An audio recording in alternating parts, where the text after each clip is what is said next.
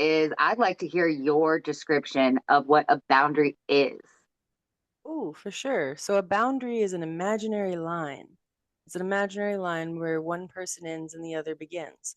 And it can be a physical boundary, and it can be an imaginary boundary, or emotional or intellectual. And an example of a physical boundary based on a need is when we need privacy, I close that door. So that's a boundary of a physical nature.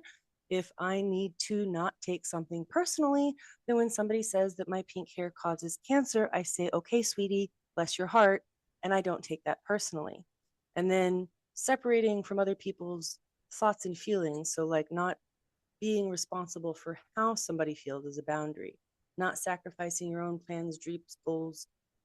Did I say dreams? I Feels meant so dreams. amorphous, the concept of boundary. And I feel like a lot of people these days use the word boundary, maybe even incorrectly, where Yes. they might actually mean it's my preference that you don't do that, or I don't care for something if I don't care for the activity that you're doing, or something along those Boundaries lines. are And confused then with they may throw requests. back and say, that's a boundary.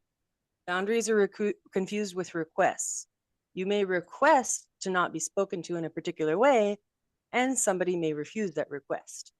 And so, for example, like you might set a boundary of, no, I can't loan you money. Nobody's going to come take your money. But you might set a boundary of, like, no, I don't want to talk about that. And then somebody continues to talk about that anyway. You have the right to disengage from that conversation. Like, that's a boundary. And the natural consequences of boundaries are what people sometimes have difficulty with, because the natural consequence for most boundary means hanging up the phone, disengaging, walking away, not forever, but for now.